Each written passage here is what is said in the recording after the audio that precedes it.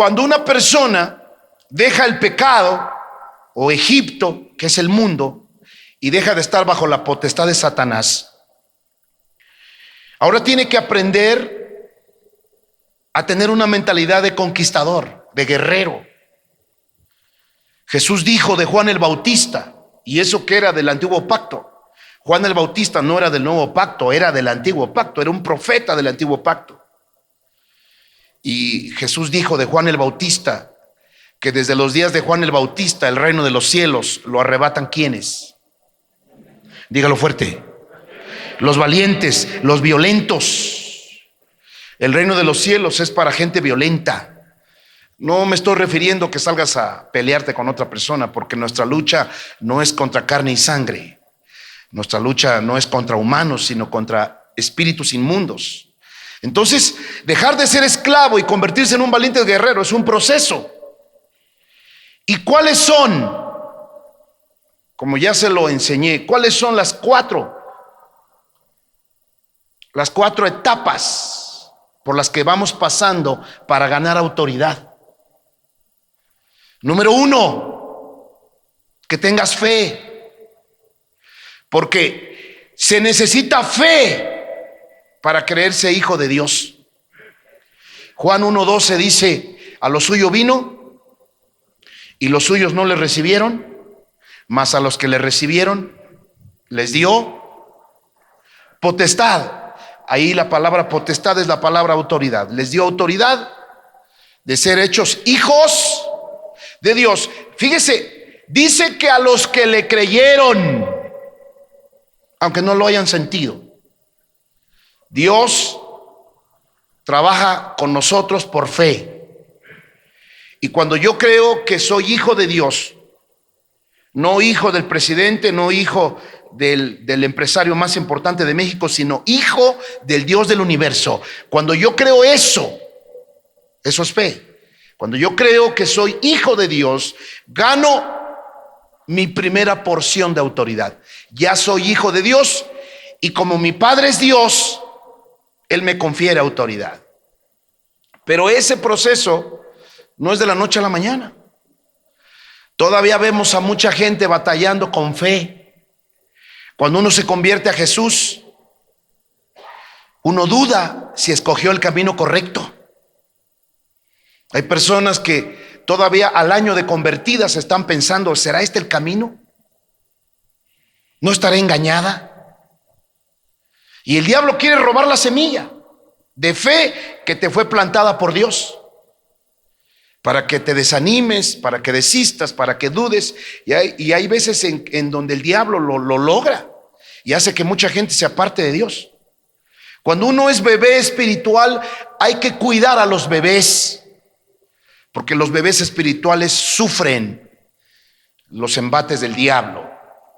Mientras vamos fortaleciendo nuestra fe, la fe que Dios nos dio, aún desde nacer, es como vamos ganando terreno de hijos de Dios. Pero ¿qué pasa si una persona viene golpeada, maltratada por la vida, con la mentalidad de esclavo, de que siempre lo maltrataron, siempre lo golpearon, siempre lo rechazaron? Pues va a ser más difícil que esa persona llegue a alcanzar su autoridad de hijo, porque se siente inmerecedora. En otras ocasiones se va a sentir condenada, culpable, porque quizá hay todavía cosas por las que lucha. O cuando una persona cae de nuevo, el diablo la condena, le llena de culpas y le dice: ya ves, pues no, que ya eres hijo de Dios, y mira, tropezaste. Entonces, todo eso se tiene que vencer con la madurez espiritual. Y desgraciadamente hay muchos que después de 10 años no la han vencido.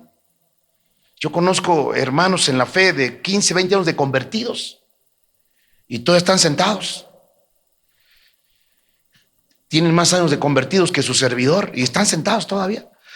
Cuando viene un problema, una dificultad, no hacen nada porque siempre les ha ido mal. Nunca han tomado su autoridad de hijos de Dios, porque se sienten condenados, culpables, les falta fe, etcétera, etcétera.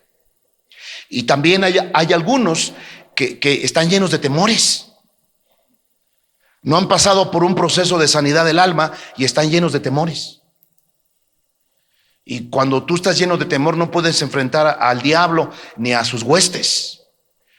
El Señor llama al temor falta de fe. Por eso en muchas ocasiones mi Jesús dijo: no temáis, hombres de poca fe. Así que el temor es falta de fe, es falta de confianza en Dios. ¿Y qué es lo que nos ayuda a tener confianza en Dios? Pues desde luego a que abandonemos el temor. ¿Y qué hace abandonar el temor de nuestras vidas? El perfecto amor de Dios. Pero eso también hay que creerlo por fe. Después de creer que somos hijos de Dios por fe, entramos a la etapa del perdón de los pecados, la santidad. De eso hablé el domingo pasado. ¿Cuál es la base de la autoridad? La santidad. Una persona que vive fuera de santidad no tiene autoridad. Conozca o no conozca a Dios, toda persona que vive en pecado pierde su autoridad. Imagínese al gerente de la empresa que no conoce a Dios y no sabe que Dios lo puso ahí como autoridad. Y si el gerente de la empresa se pasa de listo, roba. Si el gerente de la empresa comete cierto tipo de fraudes, de corrupción, seguramente, aunque sea el gerente, lo van a correr, porque está fuera de las normas y de las leyes establecidas civilmente hablando. Él no sabe que está fallando a las leyes de Dios. Pero cuando nosotros dejamos de tener santidad, cuando somos desobedientes, cuando vivimos en pecado, perdemos nuestra autoridad. Por eso es que la Biblia simboliza la autoridad de Dios como un traje, como una investidura, como el policía que se pone el traje para mostrar que tiene autoridad. El hijo pródigo, cuenta la Biblia en Lucas 15, léalo en su casa, dice la Biblia que el hijo pródigo era hijo de casa, no le faltaba nada, pero quiso probar el mundo y se fue con el dinero de la herencia y perdió todo, cayó muy bajo, pero regresó a casa arrepentido. Él era hijo de casa, pero cuando se fue al mundo perdió su autoridad de hijo y se convirtió en un don nadie. Llegó muy bajo, fue condenado, pero él reaccionó y se arrepintió. Y cuando iba llegando, su padre lo vio de lejos, lo recibió, lo abrazó, lo besó y le dijo: mi hijo muerto era y ha sido hallado. Y la Biblia dice que hicieron fiesta, pero antes de la fiesta le cambiaron su ropa. Tráiganle vestido nuevo, tráiganle calzado nuevo, tráiganle un anillo que simboliza también autoridad. Los reyes llevaban un anillo que simboliza la autoridad del rey, pero también la investidura, la nueva ropa que le dieron al hijo pródigo, lo hicieron volver a entender que estaba recuperando su autoridad. Por eso es que cuando vamos a los retiros tenemos una enseñanza donde oramos para que la gente experimente cómo Dios le cambia sus vestimentas. Y así como en el antiguo pacto los sacerdotes llevaban una vestimenta que decía santidad a Jehová, porque esa era la manera de mantener su autoridad y mostrarle al pueblo que habían sido escogidos por Dios para ejercer una autoridad. Pues así, cuando una persona se guarda en santidad, va ganando autoridad de Dios, porque la base de la autoridad es la santidad. Pero el tercer nivel de autoridad es cuando tú aprendes también a someterte a Dios y a sus autoridades. Porque hay personas que tienen fe y hay personas que se guardan con santidad, aparentemente no pecan, pero no les gusta obedecer a sus autoridades. Hay muchos llaneros solitarios en las iglesias. Yo ya sé lo que es eso, porque yo pasé por eso. Y es horrible estar sin cobertura. Es horrible estar sin protección de las personas arriba de ti. Yo estuve sin cobertura 2 años y medio. Yo puedo justificarlo, pero finalmente estuve sin cobertura. Yo puedo justificar por qué, pero estuve sin cobertura. Pero gracias a Dios que cuando vino la cobertura, porque uno decide no andar solo, uno decide no ser orgulloso, soberbio, arrogante e independiente. Hago un paréntesis. Nosotros pertenecíamos a una organización, pero la organización no creía que pudiéramos ejercer la autoridad para echar fuera demonios, y mucho menos en los cristianos. Y aunque su servidor aguantó ahí por casi 7 años, un día vino mi cobertura y me dijo: lo siento mucho, pastor, nosotros no creemos en eso, así que te vamos a destituir de la organización. Yo no me fui, me echaron de la organización. Y eso es muy importante, porque cuando una persona se va de una iglesia solo porque se le antojó, solo porque creyó ser mejor que el pastor, eso no sirve. Yo aguanté, me sometí. Sin embargo, había momentos donde se presentaban personas que necesitaban liberación y yo tenía que ejercer mi autoridad porque yo había aprendido eso desde que me convertí. Pero mis autoridades no lo creían. Todavía hay muchas iglesias cristianas que no creen que usted deba de ser liberado de demonios. Por eso es que soy muy cuidadoso cuando las personas van llegando. Porque hay personas que vienen de iglesias donde les han enseñado que un cristiano no puede tener demonios. Esa es la peor de las mentiras. Y bueno, resulta que pues en ese tiempo de casi 7, 8 años, pues fue un tiempo difícil de persecución, de chismes, de todo, pero ahí aguantamos hasta que un día el líder de la organización me dijo: pastor Marco Antonio, nosotros no queremos que continúes con esas enseñanzas, así es que te despedimos, Dios te bendiga. Todavía yo le dije a mi autoridad, a mi pastor en aquel entonces, le dije: ore por mí, bendígame, y lo hizo, porque así tiene que ser. Y gracias a Dios ya han pasado de eso ya casi 8 años, 9 años, pero Dios ha sido bueno porque hemos entendido que no podemos estar solos. Cuando usted vea una iglesia que en su fachada dice iglesia independiente, eso está mal. Porque nadie es independiente, todos nos necesitamos.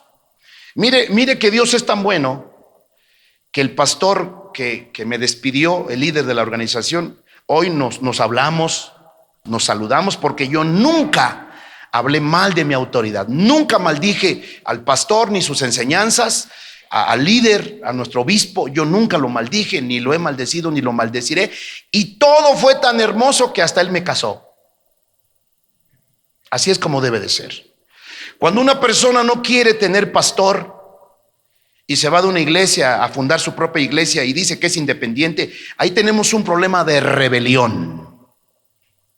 Porque todos debemos estar bajo la autoridad de alguien.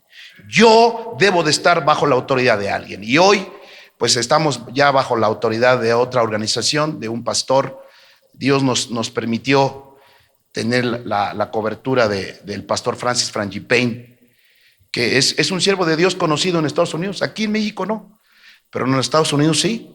Él ha escrito como 10 libros, todos bestsellers, todos. Así que quiero decirle con todo mi corazón que no hay independientes. No hay independientes. Si tú dices que vas a ser miembro de una iglesia a tu manera, quítate ese pensamiento, porque no se puede ser independiente. Entre el año 2010 y 2012 estuve sin cobertura y me llovió como en feria. Ataque tras ataque, ataque tras ataque, ataque tras ataque. Nos robaron aquí. Fue duro el ataque, y eso se debe a que uno anda sin cobertura. Y yo no andaba sin cobertura por rebelde, porque a mí me habían expulsado de la organización. Sin embargo, yo no tomé rápidamente cartas en el asunto, y hasta 2 años después me dediqué a buscar cobertura. No puedes ser independiente.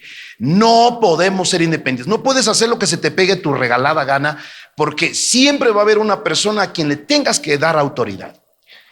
Y el próximo mes, en marzo, voy a ir a visitar a mi pastor. Él pide que vaya, voy a ir con mi esposa. En marzo voy a ir a visitarlo. Ya traeré algunos videos para que usted vea que yo soy un hombre bajo autoridad.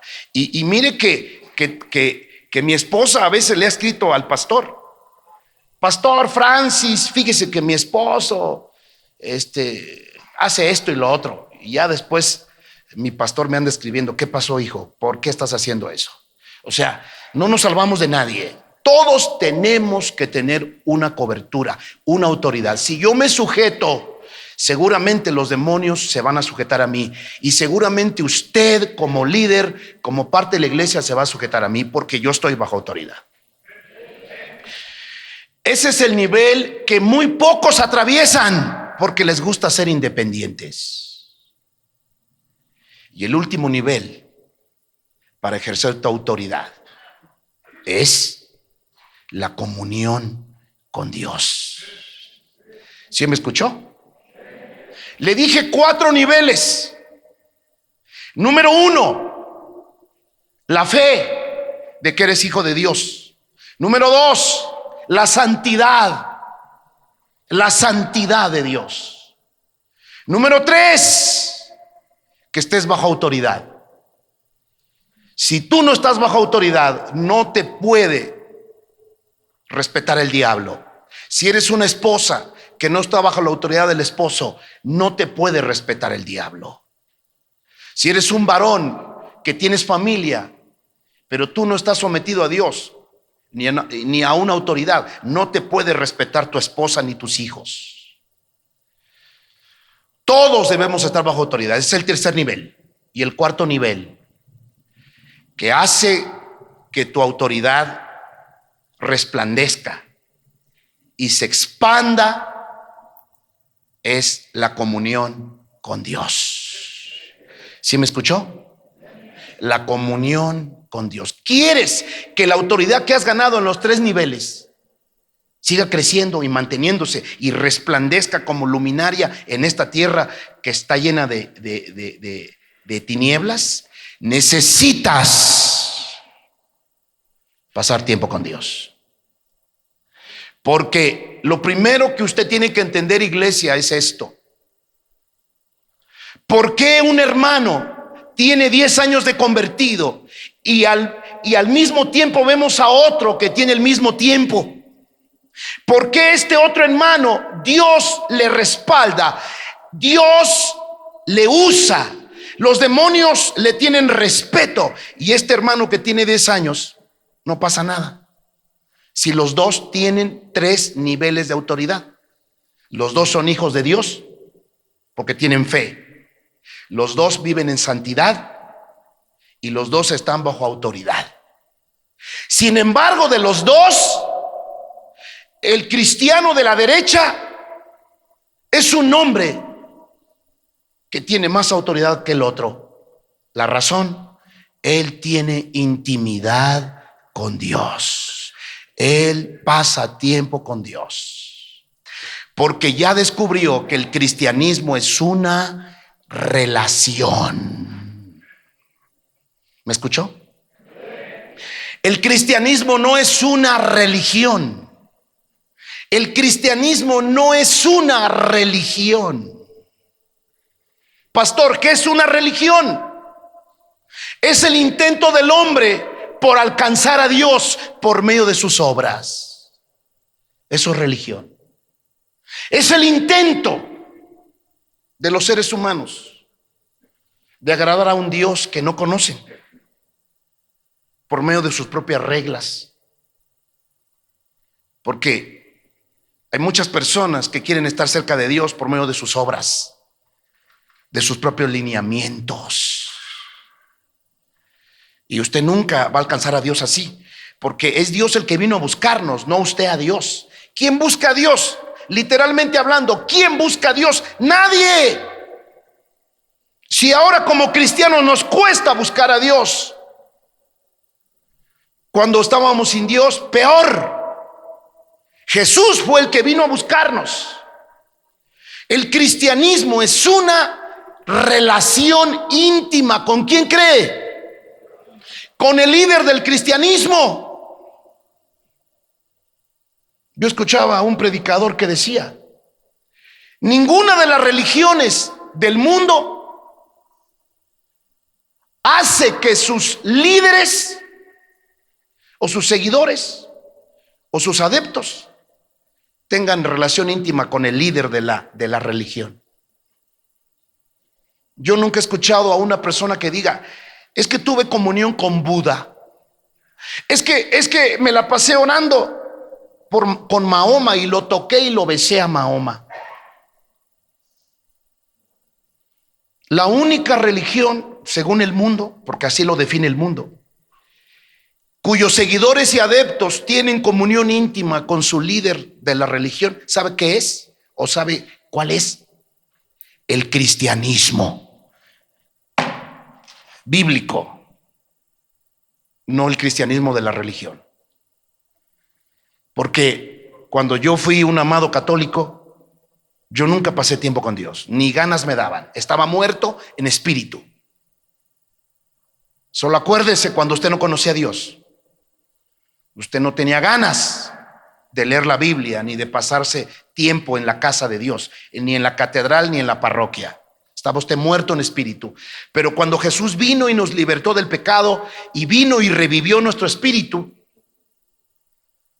ahora debemos entender que el cristianismo es una relación íntima con Dios. Dije íntima, porque usted puede tener una relación de lejos con Dios, como la que tiene usted aquí con su hermano, que lo ve los jueves y los domingos. Pero seguramente, si usted está casado o casada, la única relación íntima, ¿con quién cree que es? Dígalo. O no me diga que no. Los que estamos casados tenemos relaciones íntimas con nuestra esposa, con nuestro esposo. Es muy diferente la relación íntima que hacemos en la alcoba, en el cuarto secreto, a la relación que tienes con el hermano que lo ves los jueves o los domingos. Muy diferente relación. El cristianismo es una relación íntima con el líder del cristianismo. ¿Quién es el líder del cristianismo? Jesús de Nazaret. Primera de Juan, capítulo 1. La carta, no el evangelio. Primera de Juan, capítulo 1. Póngame mucha atención, por favor. Eso es lo que últimamente he estado enseñando en los discipulados. Ahora los discipulados los estoy haciendo con video. Estoy ahorita en el discipulado nivel 1, por eso perdóneme si a veces me ve llegando tarde. Está mal, desde luego, pero apenas si me da tiempo. Los días se están yendo bien rápido. Y yo planeo, como he sentido en mi corazón de parte de Dios, que un día nuestros discipulados van a ser online, ¿ok? Por línea, en línea, por internet.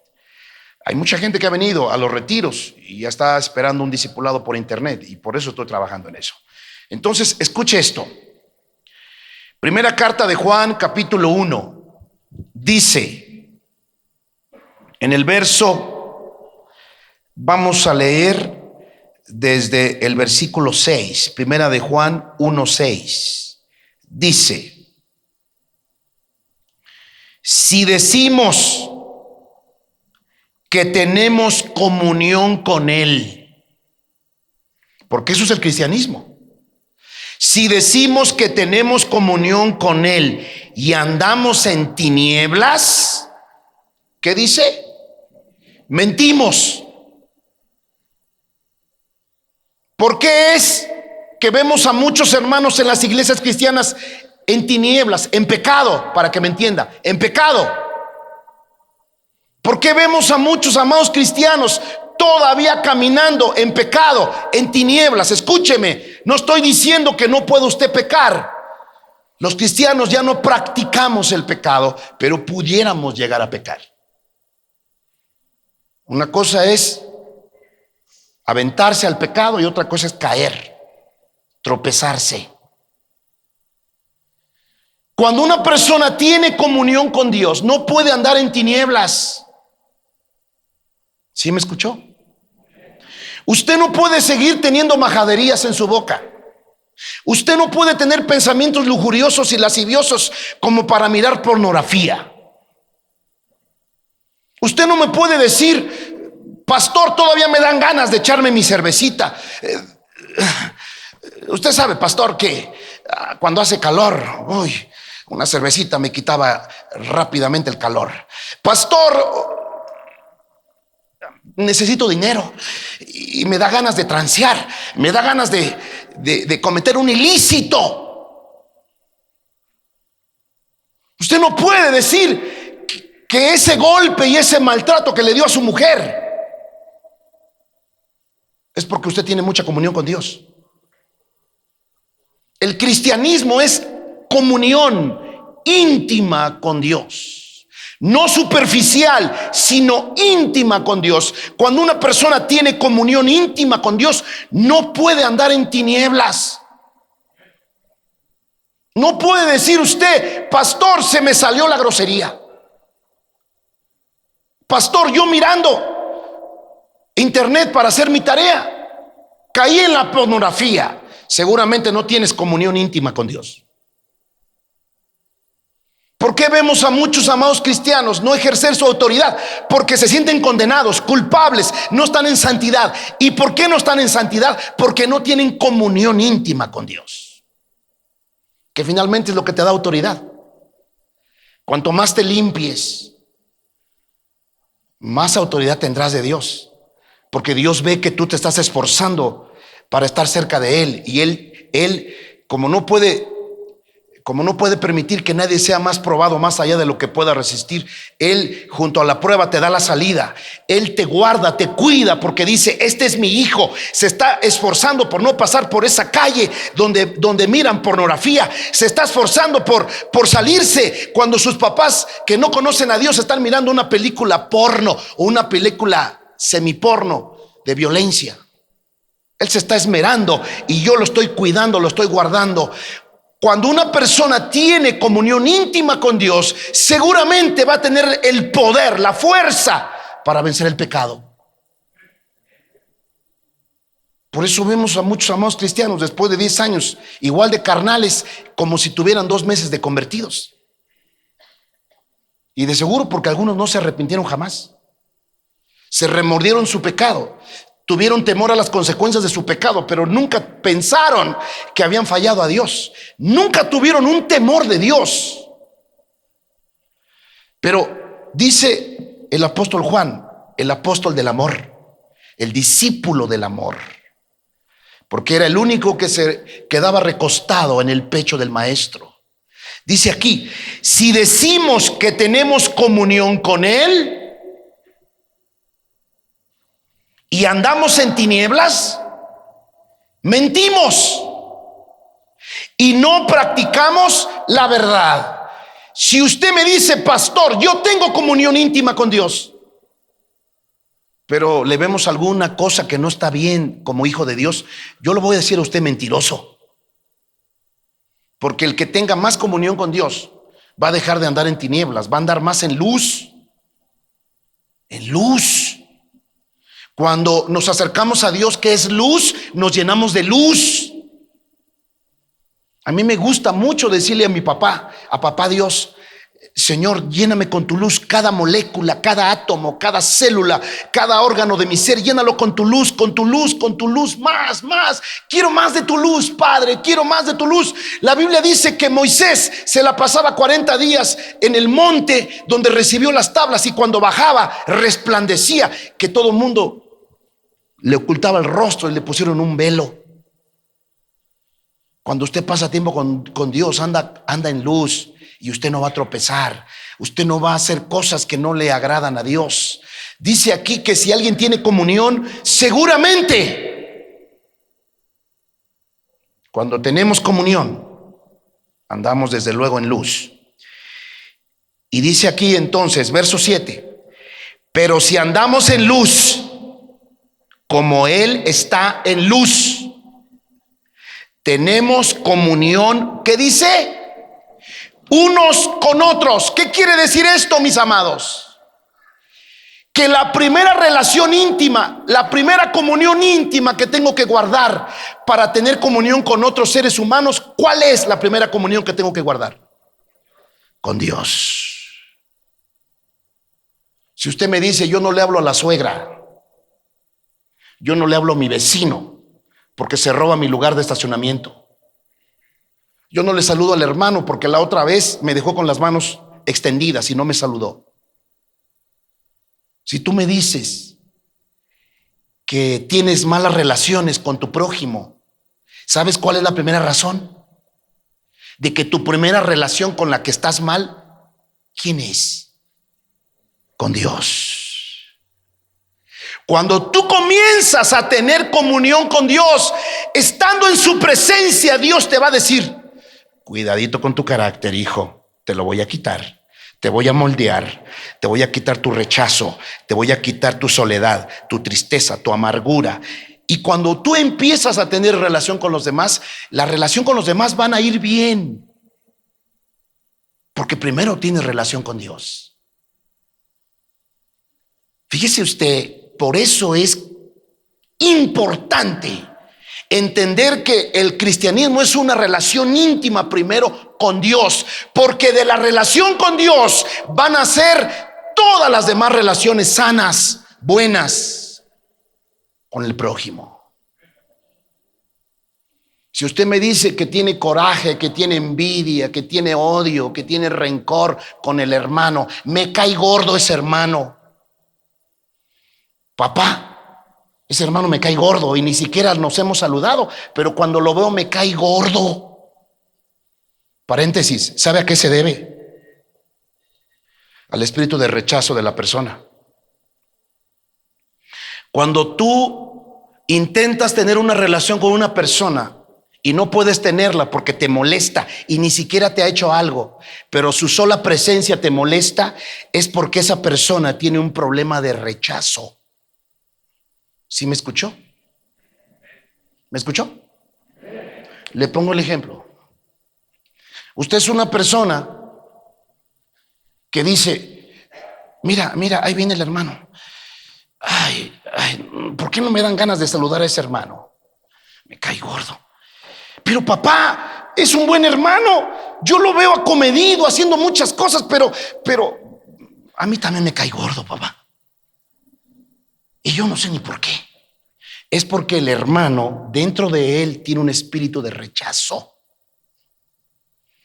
que cuando tú te acercas a él, su espíritu te da testimonio. Aléjate de mí, porque el diablo y los demonios lo quieren hundir en un rechazo mayor.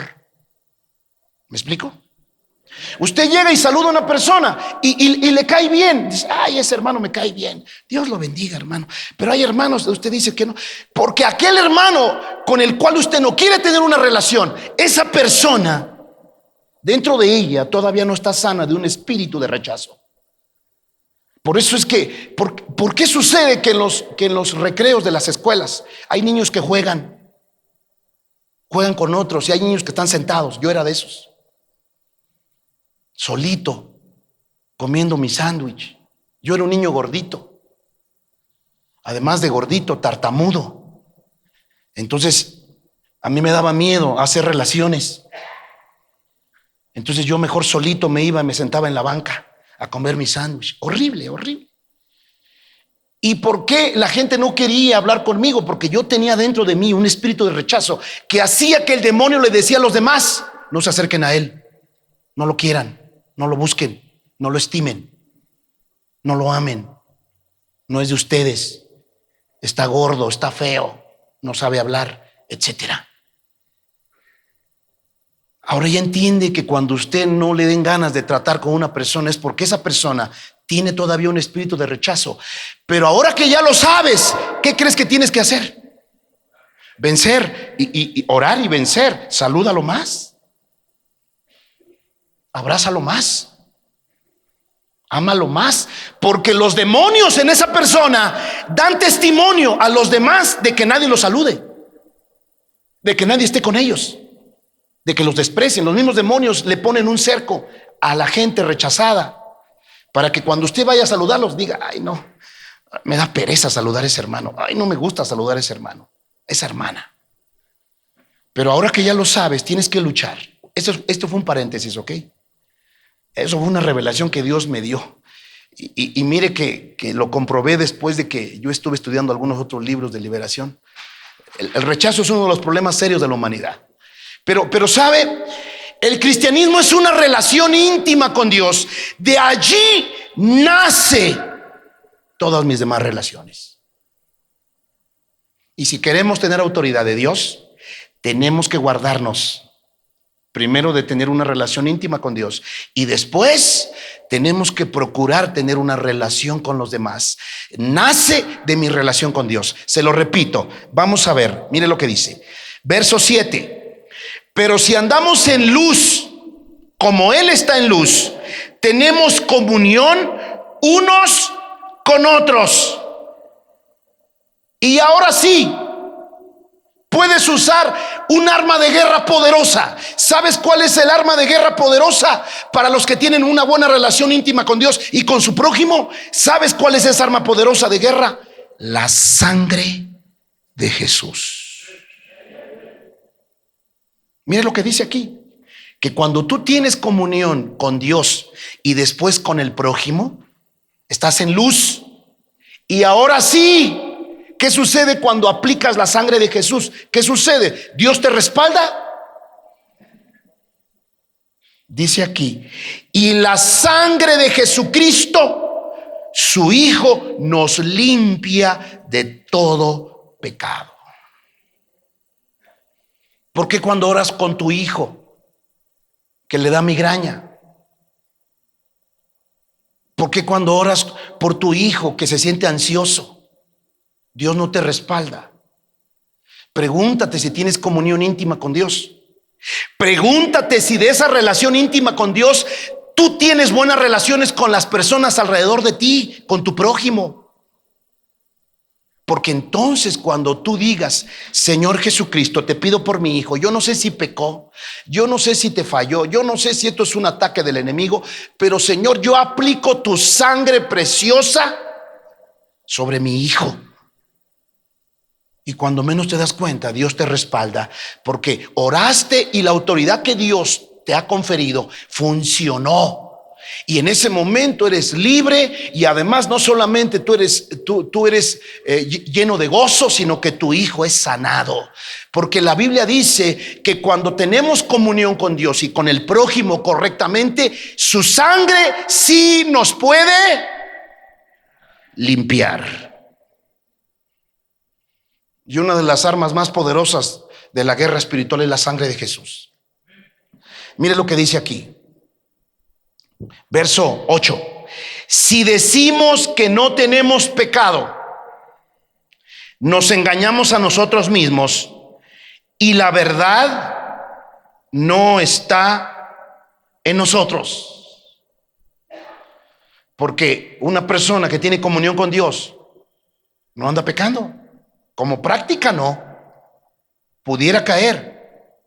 Verso 9. Si confesamos nuestros pecados, Él es fiel y justo para perdonar nuestros pecados y limpiarnos de toda maldad. Pero esto sucede cuando tú tienes comunión ¿con quién?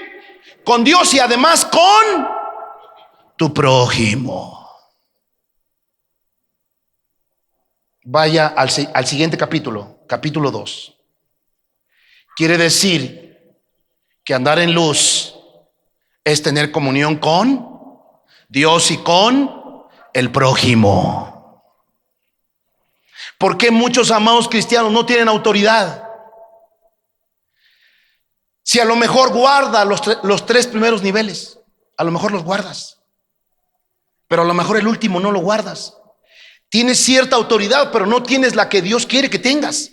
¿Y a qué se debe? A que tienes pésima relación con tu prójimo.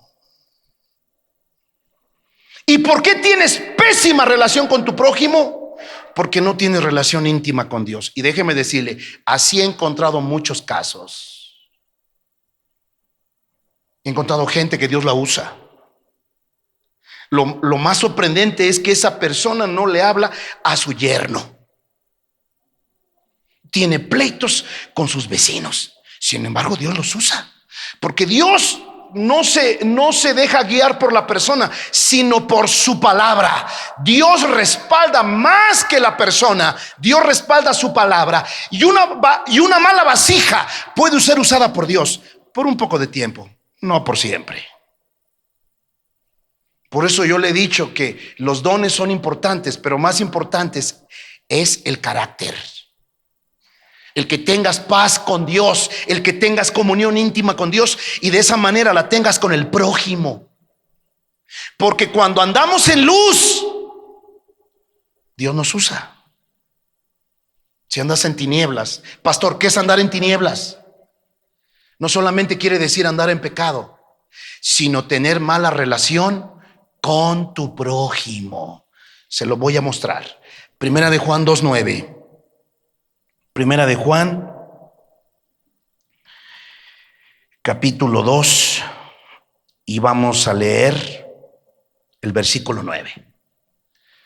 Dice Primera de Juan 2:9: el que dice que está en la luz.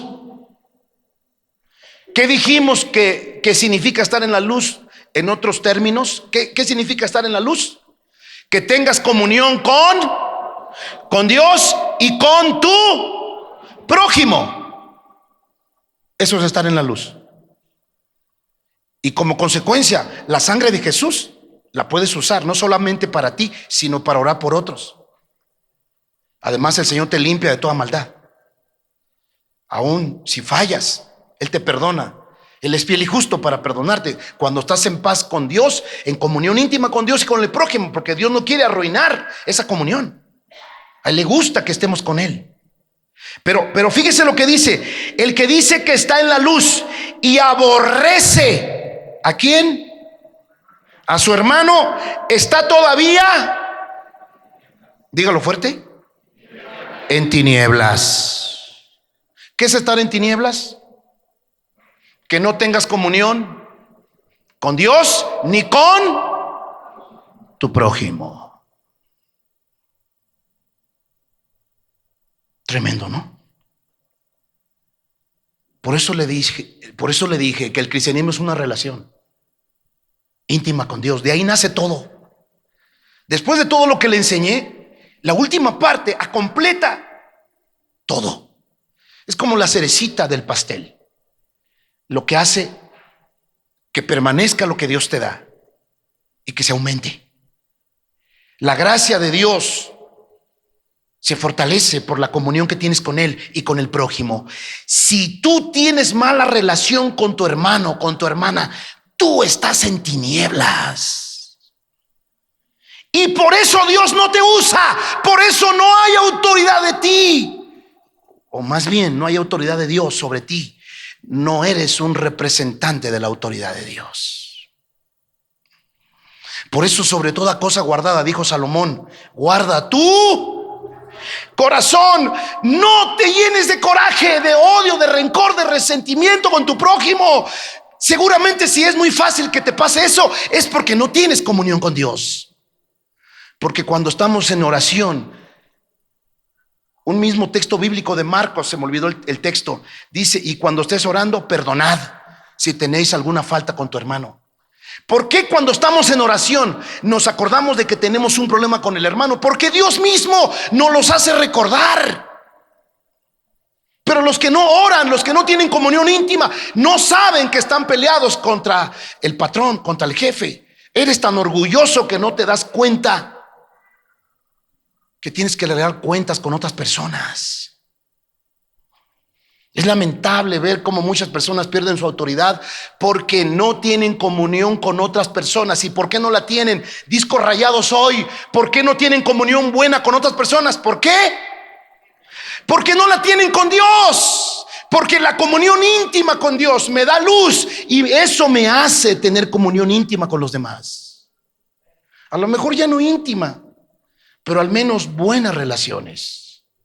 Vea qué importante es estar en paz con el prójimo.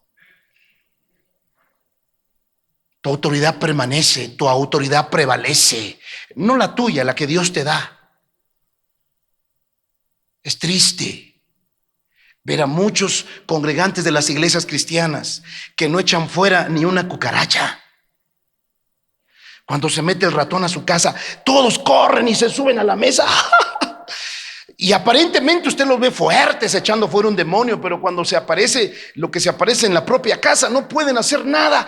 Y ese tipo de personas siempre las vemos peleando, discutiendo, batallando. Pastor, pero es que es imposible. Quizá aunque uno quiera estar en paz con la persona cercana, no puede uno, pastor. Termino. Lucas 17. Lucas 17, el versículo final que le mandé a buscar. Con eso termino. Pastor, pero es que es imposible. Yo quiero llevarme bien con mi yerno, pero trata con la punta del pie a mi hija. Y yo no sé cómo mi hija se deja. Pastor, ya no soporto a mi suegra, dice una mujer casada. Quiere desbaratar nuestro hogar y mi esposo le da segundas a la suegra, a su madre. Pastor, yo odio no solamente a la suegra, odio a mi esposo porque no me da mi lugar. Pero no puedes vencer el mal con el mal. En la carta de Romanos, capítulo 12, en los últimos versos, dice: no seas vencido de lo malo, vence con el bien el mal. No es fácil, pero es la única manera. ¿Cómo vencemos lo malo? ¿Con lo malo? Con el mal. No se puede vencer lo malo con lo malo. Y es ahí cuando tú necesitas la fuerza de Dios. La comunión con Dios es la que te hace que estés en paz con la gente difícil. Porque lo mínimo que Dios te va a pedir cuando salgas de tu cuarto de oración, ¿sabes qué es? Que perdones. Lucas capítulo 17, el verso 1 dice: dijo Jesús a sus discípulos: imposible es que no vengan, ¿qué dice? Tropiezos. Y la palabra tropiezo es la palabra griega escandalón, de donde viene la palabra latina escándalo. ¿Qué es un escándalo? Pues es una gritería, es un lugar de pleitos, es un lugar de maltratos, de insultos, de majaderías, de golpes. ¿Qué quiso decir mi Jesús cuando dijo imposible es que no vengan escandalón? Es decir, escándalos, ofensas. ¿Qué quiso decir mi Jesús entonces? Que es imposible que alguien no te ofenda. ¿Escuchó? Desde que nacemos hasta que morimos, es imposible que no te ofendan. No te puedes salvar. Si fueras marciano o si vivieras en la luna, posiblemente, porque no habría otros humanos. Pero mientras vivamos en la tierra, dice mi Jesús, lo dijo mi Jesús, no lo dice un pastor ni un discípulo, lo dice mi Jesús: imposible es que no te ofendan. Porque quiero que sepas que detrás de una contienda que prevalece está el diablo. ¿Y por qué el diablo quiere que estés enojado con tu prójimo? Para que no tengas comunión con nadie, para que estés en tinieblas. Al diablo le gusta una atmósfera de tinieblas. Por eso Pablo dijo en Efesios 4 que no se ponga el sol sobre tu enojo, sino quiere decir que tienes que, si en algún momento te airas, no peques. No se ponga el sol sobre vuestro enojo. No deis lugar al diablo. Cuando tú permaneces enojado más de un día, tú le estás dando lugar al diablo. Porque la atmósfera donde a Dios, donde a Dios le gusta trabajar es una atmósfera de luz, es un lugar de luz. Pero el lugar donde al diablo le gusta trabajar es un lugar de tinieblas. Pero Jesús dijo: imposible es que no vengan tropiezos, es decir, que no te ofendan. Siempre te van a ofender. En algún momento de la vida alguien te va a ofender. Mas ay de aquel por quien vienen las ofensas. Mejor le fuera que se le atase al cuello una piedra de molino y se le arrojase al mar, que hacer tropezar a uno de estos pequeñitos. ¿Sabe por qué lo dijo mi Jesús? Porque la mayor parte de las ocasiones se ofende a los niños. No solamente a los niños naturales, sino a los niños espirituales. ¿En qué etapa de la vida te pueden ofender más? Cuando eres niño. Es en la etapa de la niñez cuando nos ofenden más. Y es por eso que es ahí donde se forman los odios y los rencores del futuro. En los primeros 12 años de tu vida es donde se marca el carácter de tu vida. El 80% de tu carácter está definido en los primeros 12 años de vida. Si te trataron mal, si te ofendieron, si te maltrataron, si te abusaron, vas a determinar el 80% de tu carácter. Seguramente si tu trato fue malo, si el trato fue malo, tú tendrás un carácter malo. Si el trato fue bueno, tú tendrás un carácter bueno. Pero son a los niños a los que más se les ofende, porque no pueden manejar la ofensa. Verso 17:3. Mirad por vosotros mismos, si tu hermano pecare. ¿Ya vio que tiene que ver con ofensas, de que pequen contra ti? Si tu hermano pecare contra ti, ¿qué dice? Repréndele. Y si se arrepintiere, perdónale. Eso es un tema ya más profundo, es lo que voy a explicar el sábado. Y si 7 veces al día pecare contra ti, y 7 veces al día volviere a ti diciendo: me arrepiento, perdónale. Dijeron los apóstoles al Señor, ¿qué le dijeron? Aumentanos la fe, porque perdonar es un asunto de fe. Perdonar es un asunto de Dios. Perdonar es divino. Póngase de pie. ¿Por qué muchos amados cristianos no tienen autoridad? A lo mejor tienen fe, viven en santidad, están bajo autoridad, pero no tienen comunión con Dios. ¿Y por qué no tienes comunión con Dios? Como disco rayado te lo repito. Porque seguramente estás con problemas con el prójimo. Un círculo vicioso. No tienes comunión con Dios, por lo tanto no tienes comunión con el prójimo. Como no tienes comunión con el prójimo, te sientes mal, condenado, y ni ganas te dan de estar con Dios. Un círculo vicioso. Y cuando una persona no tiene comunión íntima con Dios, no puede estar en luz, está en tinieblas. Y estar en tinieblas no favorece la autoridad de Dios sobre ti.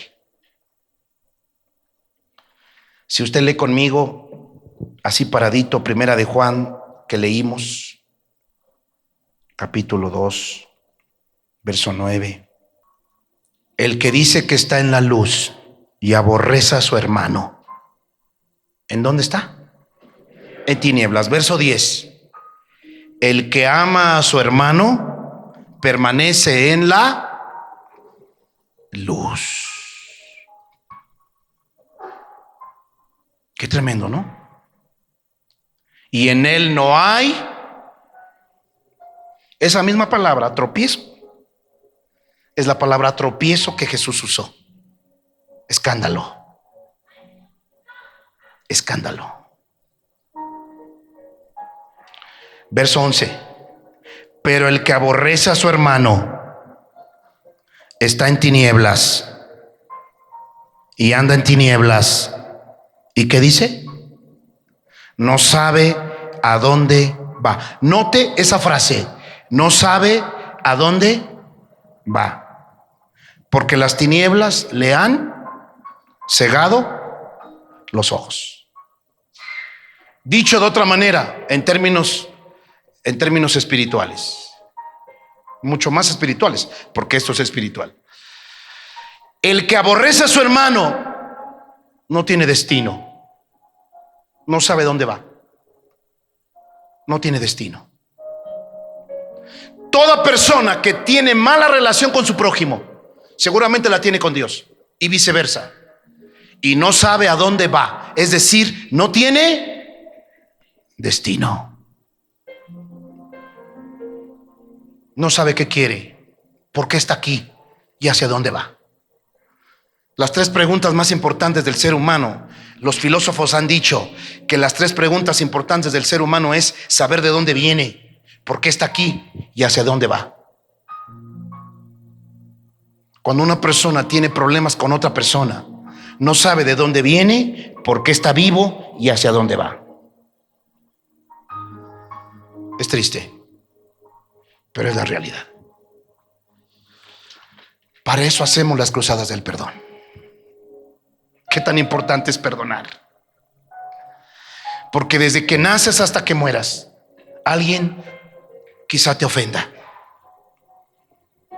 Y quizá cuando eres pequeño más te van a intentar ofender. El diablo quiere que sean ofendidos los niños, naturales y espirituales. ¿Para qué?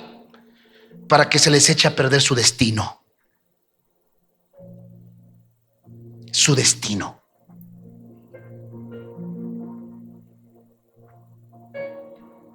Por eso, no te pierdas la cruzada del perdón.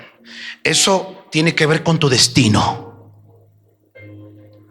¿Tienes alguna relación cerca de ti mal? Ahí está trabajando Satanás. Si ha pasado más de un día y sigues enojado con cierta persona, ahí está trabajando el diablo. Y lo que quiere el diablo es destruir tu destino. No porque sea poderoso, sino porque le damos el poder por no saber qué hacer. Porque Dios proveyó la puerta de salida. Se llama perdonar. Cierra tus ojos, por favor. Espero que los que trabajan, que para ellos es más importante trabajar en lugar de arreglar las cuentas de su alma, espero que te haya caído el 20 y sepas por qué es tan importante perdonar. Porque pierdes el destino. El que vive en tinieblas no sabe dónde va, porque sus ojos están ciegos. Sigue odiando a tu esposo, a tu ex esposo. Sigue maldiciendo al ladrón que te robó, al hombre que te abusó. Sigue. No sabes a dónde vas. Pero si decides perdonar, las cosas pueden cambiar. Cierra tus ojos. Precioso Dios. Ven. Ven. ¿Cuántas personas caminan sin rumbo en la vida? Creen que la sociedad tiene la culpa. Creen que el presidente, el partido político, su patrón, su jefe, la suegra, el padre que los abandonó, el hombre que los abusó, creen que ellos tienen la culpa de que no saben a dónde van.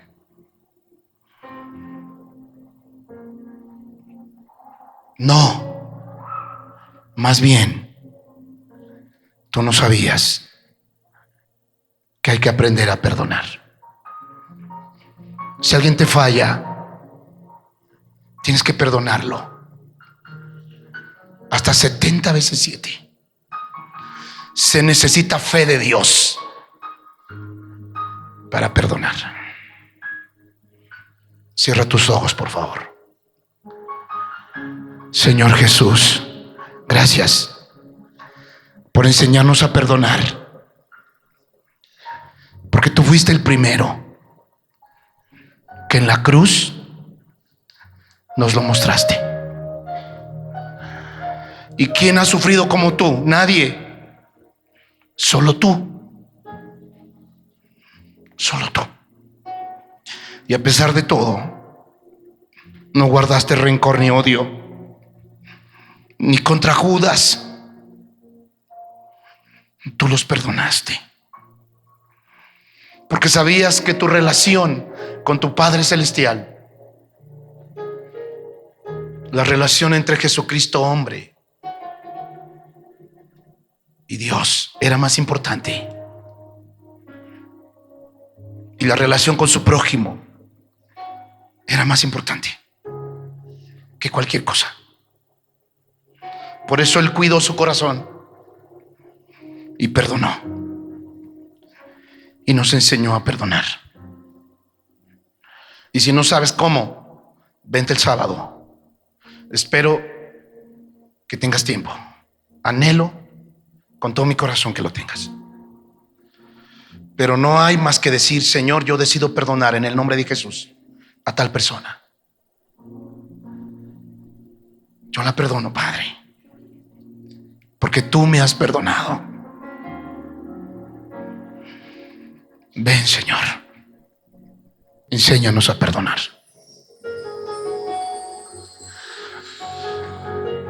Si tú ya sabes cómo es perdonar y qué es perdonar, ¿qué esperas para hacerlo ahí en tu lugar? Bendito eres, Padre. Ven, Espíritu Santo, ven. Convence con tu palabra. Enséñame a perdonar. Ven, Señor. Enséñame a amar. Ven. Amar sin condición. Tú puedes hacerlo. Mi Jesús. Sal de las tinieblas. Enséñame. Sal de la potestad Enséñame a perdonar. del enemigo. Enséñame a amar. Amar sin condición. Mi Jesús. Ven, Señor. Enséñame. Si tienes problemas con la esposa, con el esposo, con los hijos, Mi buen Jesús. ya sabes qué hacer. Porque tú me amaste primero a mí. Sí, Señor. Me amaste sin condición. Sí, Padre. Mi Jesús. Ven, Jesús. Enséñame. Ven, Señor. Enséñame a perdonar. Ven. Enséñame Más. a amar. Enseña más. Amar sin condición. Enseña más, Jesús. Mi Jesús. Enséñame. Enséñame a perdonar. Enséñame a amar. Amar sin condición. Mi Jesús. Bendito eres, Padre. Quebranta los corazones, Padre. Gracias, mi buen Jesús. Quebranta los corazones, Padre, en el nombre de Jesús. Tú me amaste Quebrántalos. primero a mí. Quebrántalos, Padre. Me amaste sin Y prepáralos. condición. Mi Jesús. Prepáralos. Enséñame. Señor, en esta noche te pido que una atmósfera de perdón, de amor, se establezca sobre este lugar, sobre este templo.